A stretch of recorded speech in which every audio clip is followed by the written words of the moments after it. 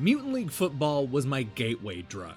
As a kid who wasn't that into football but always wanted to go head-to-head with my friends in Madden NFL, the silly horror-themed take on the sport was just what I needed. Sure, it was dumb, but it also didn't take itself too seriously, and it allowed me to learn the fundamentals of playing 16-bit football without needing to keep track of real players and teams. I loved the game, and always hoped that Electronic Arts would continue the series in parallel with Madden. Unfortunately, they didn't listen to me. They should have, but they didn't. So instead of getting annual sequels, we've had to wait 24 long years for a proper follow-up. Now the series is back under the name Mutant Football League, and I'm pleased to report that the bone-crunching action picks up right where it left off.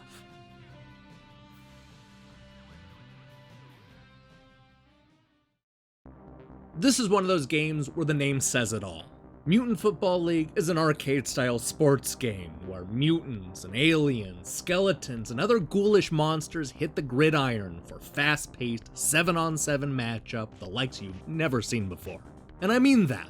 This is about as over-the-top as football can get, with runners on fire, quarterbacks packing guns, and players dying in just about every game.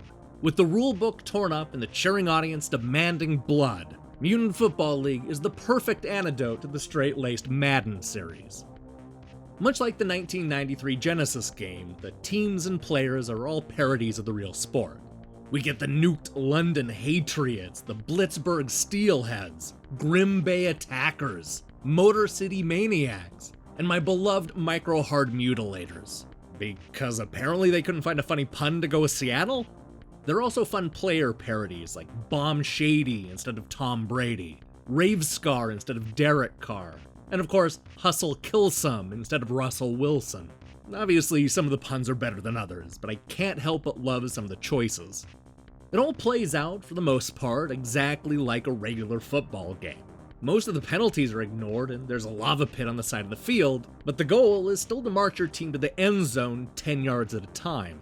This means you have to pick plays between downs, substitute players, and punt when you're nowhere close to scoring.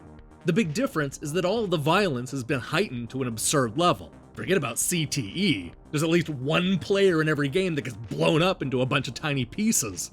The good news is that Mutant Football League gets all the basics right. The pace may be faster and the action more intense, but you're still running a lot of fairly straightforward plays. I like that you can hold down the trigger buttons to see how each play is supposed to unfold, and the practice mode even lets you choose the speed that works best for you. It's clear that this comes from a team that loves football games, especially those of the arcade variety. If anything, it reminds me of a nightmarish version of NFL Blitz. The new 3D perspective makes every play more exciting, but it's not all that different from the 2D version we saw a quarter century ago. Of course, not everything is as straightforward as my rushing game. On top of scrolling through the playbook, we're also able to choose from a variety of extra illegal plays, like shooting up the field with a shotgun or taking copious amounts of steroids. But don't expect to rely on these, because many of them can only be used once. They aren't always guaranteed to have a positive effect. What's cool is that the field fights back. You know how some stadiums are tough to play in? Well, that's nothing compared to what we get in Mutant Football League. Now you not only have to worry about that other team coming after you, but also landmines and fire pits. Some stadiums will have a giant worm lurking underneath, and don't forget about the painful spikes jutting out of the ground. The obstacles on the field give the match a real sense of unpredictability. I have a hunch that this may not sit well with some football fans, but I like the randomness of each game. With all the carnage and violence happening around you, it shouldn't come as a surprise that just about anything can happen in Mutant Football League. This includes a whole hell of a lot of sloppy plays and turnovers, which can lead to some real nail-biters in the fourth quarter. And look, for whatever reason, I feel like a lot of this unpredictability actually improves the multiplayer matches. It adds an extra layer to deal with and keeps everybody on their toes. And you see, that's the thing about Mutant Football League. It's at its very best when you're playing with friends. I'm not saying the game isn't fun against the computer, but it loses some of its charm when you're by yourself. It doesn't help that there just aren't that many single-player modes to go through. We get the typical season where we're trying to get to the Mayhem Bowl, as well as a postseason mode that just skips all that nonsense and gets right to the good stuff. There isn't much beyond that, but who knows, maybe they'll add more content later. Unfortunately, there are a few other problems you're likely to run into. Like a lot of arcade-style sports games, Mutant Football League can be a bit repetitive at times. It's also a little unfair. Think that 21-7 lead is gonna hold? I wouldn't count on it, because that rubber band AI is always ready to mount a comeback. And it's probably worth mentioning that playing as the defense can sometimes be a little awkward. Of course, this isn't exclusive to MFL, but it's definitely the weakest part. And did I mention that the game could stand to be a little bit more over the top at times? For example, there's nothing surprising or interesting about the extra point kick after a touchdown. It's just a straightforward, run-of-the-mill kick. There are moments like this that feel like they could have been heightened or mutated, if you will, but that didn't happen.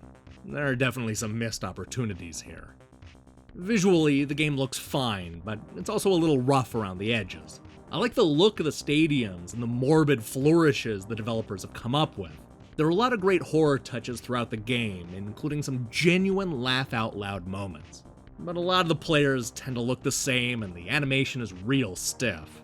The announcers are a bit of a mixed bag too. Sometimes they're hilarious, while the very next thing they say will make me want to turn the sound off entirely. They also get confused a lot, especially when there are a lot of turnovers. None of this should be a deal breaker, but those going in expecting it to look like a modern Madden game may be a little disappointed.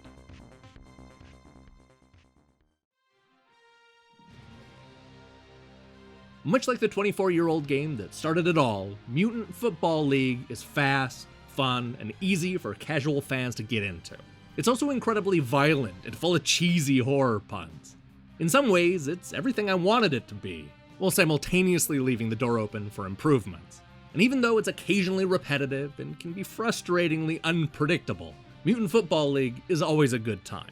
Now, if this doesn't lead to Mutant Hockey League, then there really is no justice in this world.